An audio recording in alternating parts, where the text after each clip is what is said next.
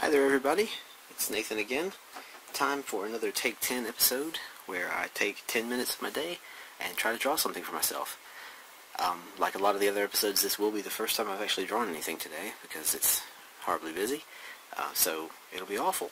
So share it with me, won't you? Today we're going to do a similar thing we did yesterday, marker drawing, but instead of using a number 2 pencil for the outlines in the Bane sketch, I'm going to use my my favorite Color Giant colored pencil. It's a crazy big German colored pencil. Because it's a light blue. It's not a non-photo blue, but it's light blue. And the reason I'm choosing blue is because the marker I'm going to use today is another one of these strangely off-brand markers. They're pretty good though, especially when they're new like this, very juicy. So you can get a lot of work out of that, and it happens to be blue. So there you go. Maybe it'll show up less if I do this. I've actually never used this combination before, so be prepared for hilarity. Yesterday's video was a bit delayed. I apologize for that for anyone who it bothered.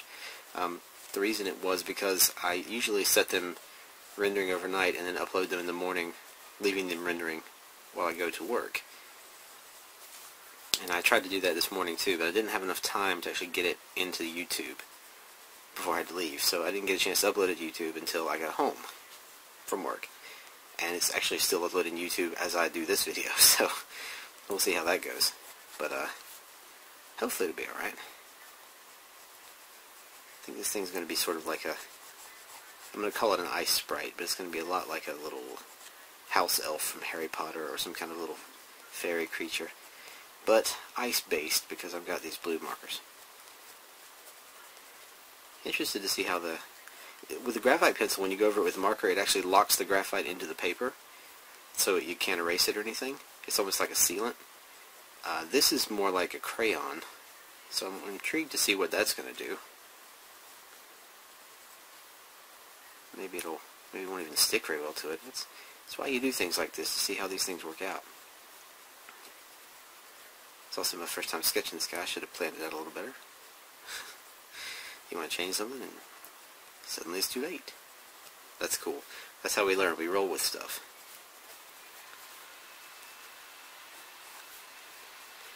And since I usually mention a inspiration or someone who's led me to where I am now, my art journey, in these videos, today's artist of the moment, or inspiration of the moment, I should say. They're always very inspiring, and not just for a moment, but I'm mentioning it for a moment, is Mr. Kevin Cross. And I mentioned him a few times before in my other stuff on the web all the time. He's an inspirational illustrator and comic book artist, among other things. Punk rocker, musician, who I always love. I love musicians. I respect musicians very much. I wish I could play something. I've taken guitar lessons 3 separate times and still never picked up enough to actually play a song. But, you know, you got to pick your battles. Focus on drawing. But no, anyway, he's an inspiration to me for many reasons, but in particular he came up with the 100 Days of Making Comics challenge this year, which is wherein you take at least 30 minutes a day to work on your own personal project, usually a comic book, but any kind of thing really. And he's actually got a little Tumblr website for everyone who joins up for that called that's THEE 100s.tumblr.com. So check that out, see the stories of people who took the challenge. I thought about taking the challenge with one of my mini-comics, because I am working on comic projects at the time, at this point, and I was working on one when that first came up, but I didn't have the guts, mostly, but I also didn't have the time to commit to a 100-day challenge, because I knew I was starting these 2 new jobs, and I knew it would be a little difficult to come up with the time. And you don't want to bail on something like that. That's a big deal, you know? 100 days, that's a long time. But anyway, so he inspired my challenge for myself, this Take 10 thing. And among other things, he's always been an inspiration to me. It's kind of a funny story. We both love Universal Monsters, The Creature from the Black Lagoon, Frankenstein's Monster, all that stuff. And I drew a weird little, my version of The Creature from the Black Lagoon, and I put it on Pinterest. And I still remember the day I saw that he liked that pin. I printed that out and put it on my wall. It's actually still on my wall right now. So thank you, Kevin, for that. I know it's a little thing, and it seems kind of weird and fanboy obsessionness to tell you that I printed it out and it was very inspiring to me, but it was. and I appreciate that kind of thing, and for everything you've been doing, man. All the videos you put up, and the stories of how everything's going, the history of punk rock for us, and all this cool stuff. You do a lot for us out here. I appreciate it. I'm sure we all do. My challenge is a lot more selfish. Maybe someone could pick up some interesting things out of it. I hope so. But anyway, he's going to be the artist I'm featuring in this one, and I'm going to put a link to his stuff down in the notes. Definitely check it out. I'm not sure what he's got going for sale right now, but I'm pretty sure you can probably get commissions. Well, maybe not commissions, he's busy at the moment, but you can get artwork from him. Definitely need to check out his YouTube channel and subscribe, because he's a great guy to listen to. Even if you got no interest in drawing art and stuff while you're listening to him, he's just good to listen to. Oh, and you can probably get some of his music. He's got a Patreon, so check that out.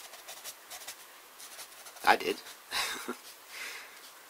And that brings me to something else I was thinking about talking about today. It's been suggested to me that I try a Patreon account. And it seems like a reasonable idea. The only thing the only problem I have with that right now is that I don't know what I would offer as the recurring thing that people are paying to support, because I don't really have a ongoing sort of thing I'm doing. I'm not currently publishing a webcomic. I don't draw, well, now I draw consistently enough for that kind of thing because I'm doing this challenge, but I couldn't accept people's support for this challenge kind of stuff because I'm doing it for myself, and it's only 10 minutes a day. It's not producing anything finished. But, you know, I do make things that I can sell. I make mini comics, I make sketchbook stuff, I do illustrations after a fashion. So maybe you guys can let me know what you think about that in the comments. What do you think about a Patreon that doesn't have any direct goals? Or would you be willing to support a Patreon for some work that I would put up? Be interested in that kind of thing? Let me know what you think. Maybe I was thinking for the rewards I was going to offer, do like Jeff Lafferty does, another hero of mine, mentioned him before.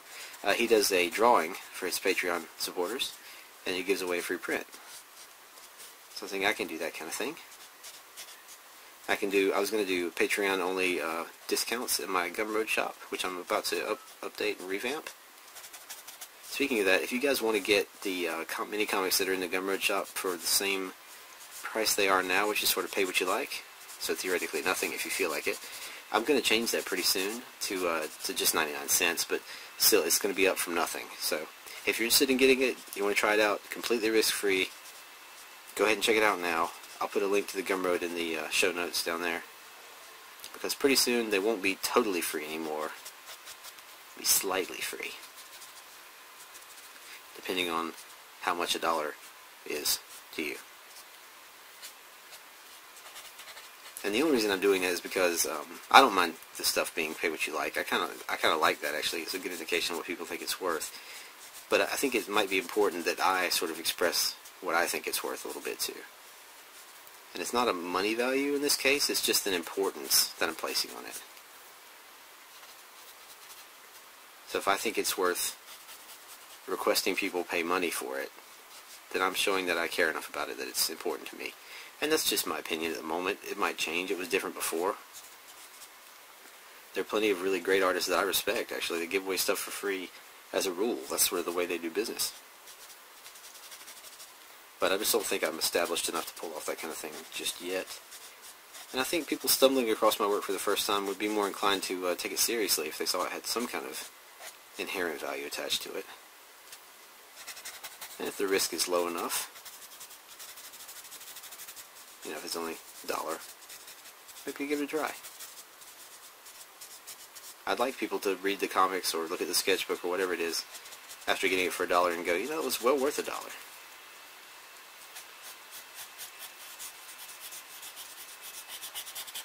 I'd certainly hate for someone to pay $1 and go, I wasn't worth $1. Maybe they will. All I can do is keep making the best stuff I can make.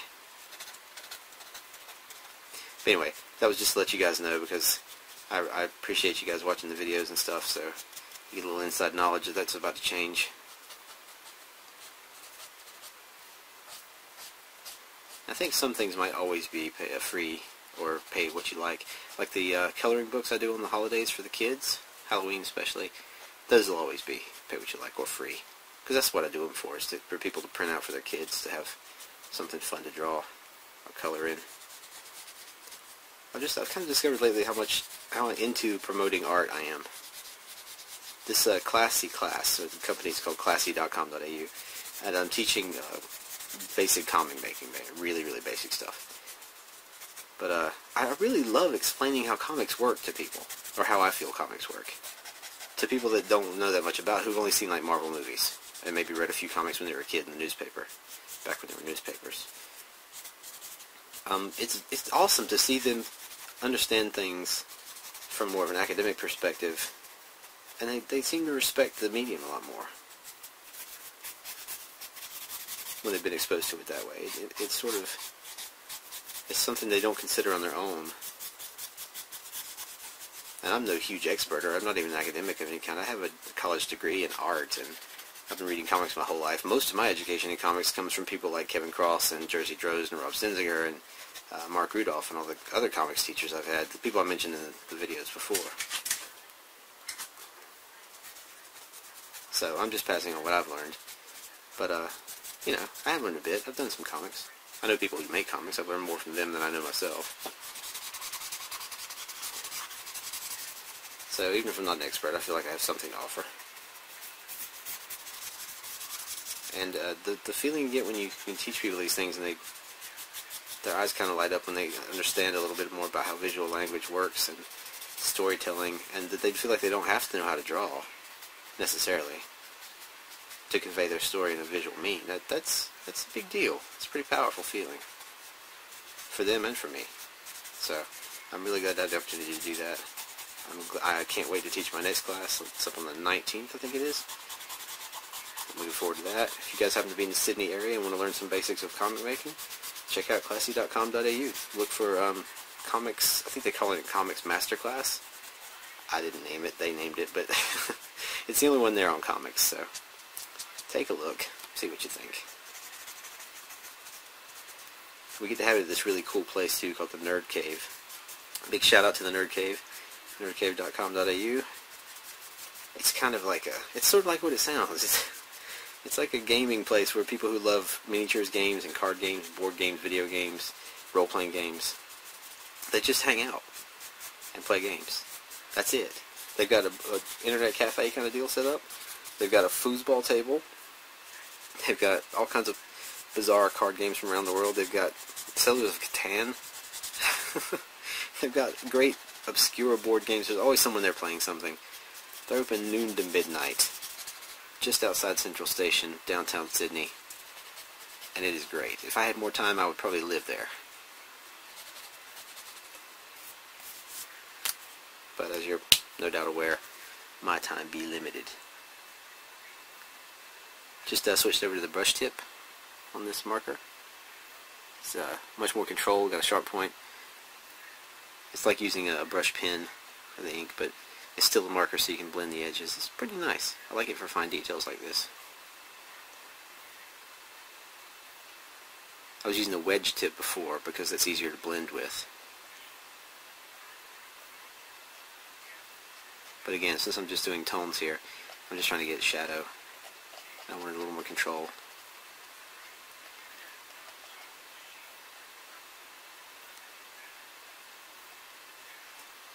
If you notice, the marker goes on really dark. It looks like it's a totally different color, but once it dries, you might be able to actually watch it dry on the video here. It gets much lighter. It's actually a really cool thing about the marker. What looks like way too much turns into just enough. I did not start timing this video before I started. So I'm not sure where I am on the 10 minutes. I'm going to go a little bit longer. If it's a little over like last time, that's fine with me. Hopefully that's alright with you. I feel like I sort of have a responsibility to end the video around 10 minutes. Because as advertised, you expected to watch a 10-minute video. And I don't want to get people tuning it off because they don't want to watch so much crap happening at once. I know how exciting it is to hear the droning of my voice. But hopefully the little scribbling things are fun.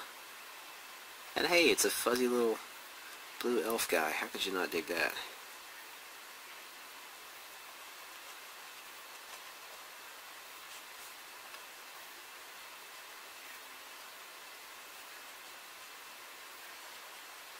Dobby got left in the freezer.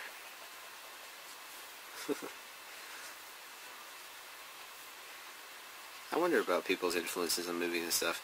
You think about the movies you love and the art you love and the heavy hitters, you know, the pros, people you really look up to. They still go and watch movies and read books and stuff just like everybody else. I mean, they seem like, you know, they're masters of the craft. Obviously, they deserve all that respect they get. But I'm sure Kevin Cross still goes to rock shows and listens to music and stuff. I'm certain of it. And I'm wondering if he ever hears something new or something he'd forgotten about or hadn't heard in a while, and he just gets inspired and thinks about it in a new way. Like milestones happen, you know. I wonder if you reach a point of mastery where milestones don't happen anymore, and I hope not, because that sounds horrible. I don't think there is you should never have the goal of absolute mastery, because that sounds really boring to me. Discovering new things and learning how to do new stuff is half the fun of all this. If there was ever going to be a point where I was as good as I could ever get at something, I don't even know if I want to start. That attitude might be part of my problem.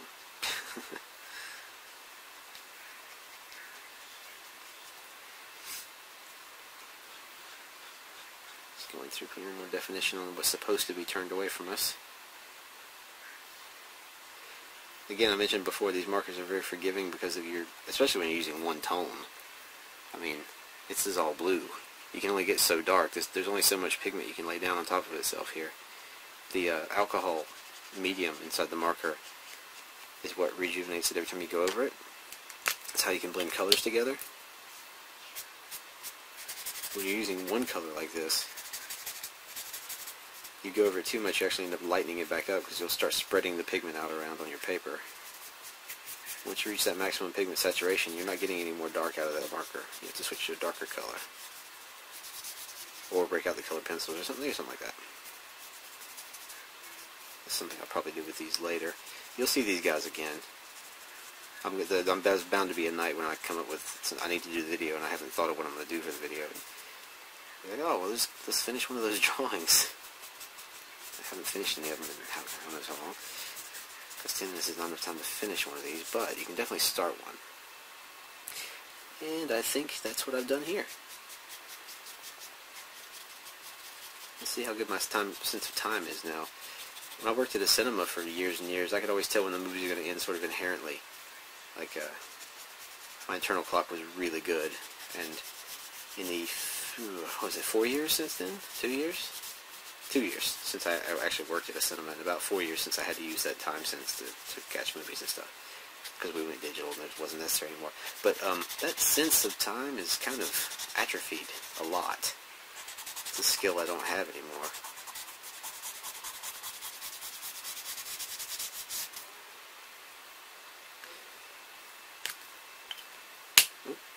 Okay, the other end.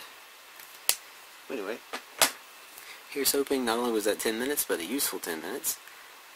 Thanks very much for watching, and you guys keep making stuff. See you tomorrow.